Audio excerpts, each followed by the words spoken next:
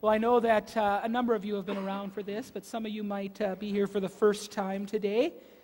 And over the last couple of months, what we've been doing is going through a message series called His Story, or play on words, about how God has revealed Himself in history to change our stories. But what I've been really trying to do is show that the Bible, as is often thought, is not just this random collection of archaic stories that are irrelevant to us today, but really it is one single story. It's God's story to us.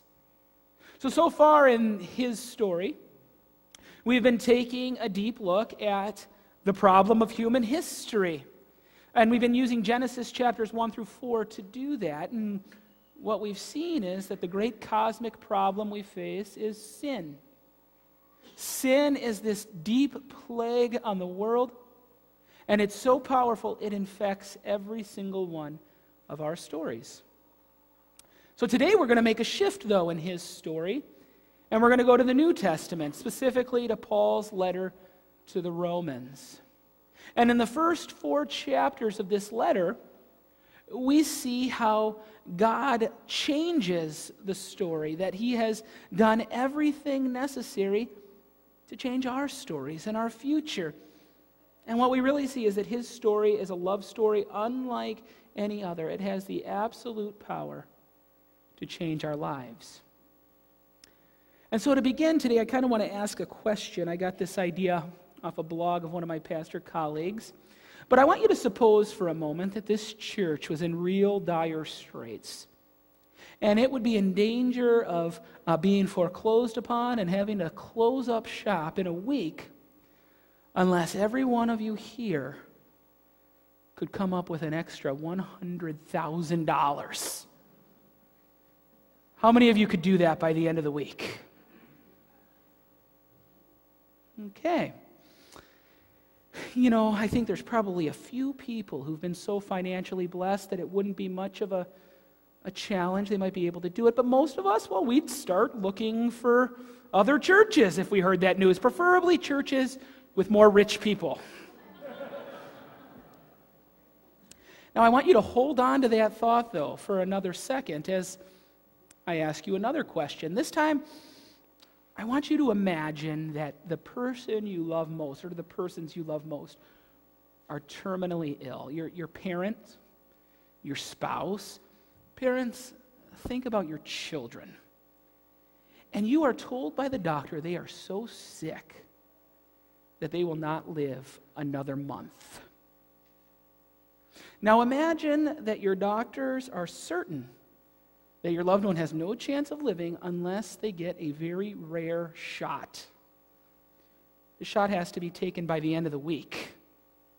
But here's the deal. They can guarantee you this shot has power. It has the power to save their lives. I know what I would do. How many of us here would make sure that our loved one got that shot? Wait a minute. I haven't told you how much it costs yet. But in this case, our perspective changes. And we say, well, money is no object when it comes to something like that. If this shot has the power to save my loved one's life, then I will do whatever it takes. And so you ask the doctor, how much is the shot? And soberly they reply, $100,000. Remember how just a few moments ago you thought getting $100,000 by the end of the week was absolutely impossible. But now everything has changed. Something so vitally important has been placed in front of you. And so even though it'll be difficult, you'll find a way to get the money. Now for some of that might mean we have to sell everything we own. Or we have to take out some major loan. Who knows? But you do this because your loved one is powerless, and you know they need the power of something else to save their lives. Now, I want to be clear. I am not at all asking anyone for $100,000 here today for our church. But do you understand why that's a good question to grapple with?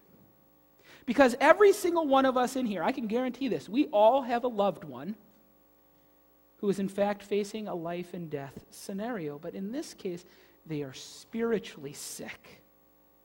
We all are. But they have not gotten the shot that will save them. They have not received their Lord and Savior, Jesus Christ. And the power, it's right here, it's right now, available to go and save lives, literally, for all of eternity.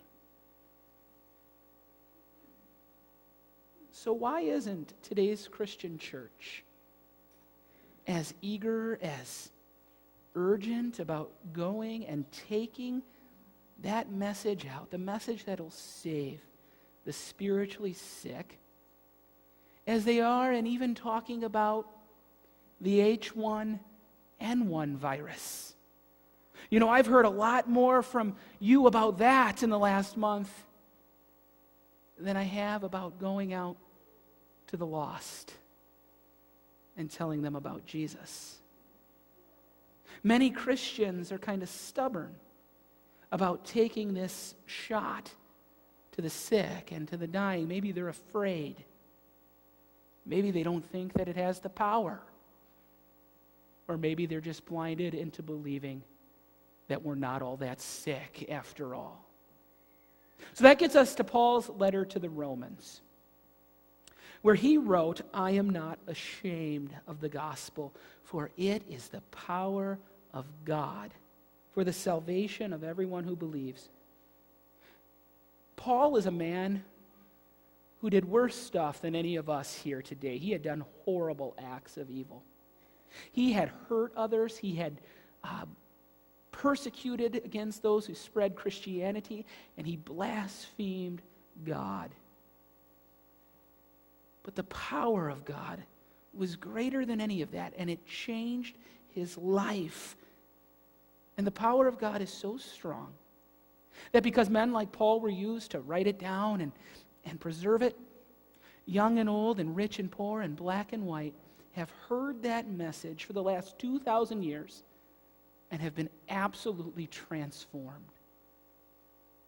There's been amazing power through what God has done through his people. But the truth is, there's also a whole lot of people who are still absolutely the same. You know, some people just reject the message right away and say, I just don't need that. I don't believe it. And there are others who have it, but they're pretty good at sticking it in the medicine cabinet, kind of tucked away if they really need it, but not to live with it day by day. And there are even those, maybe some of us here today, who say all the right religious-sounding things, but deep down we're failing to grasp what this power is in our lives.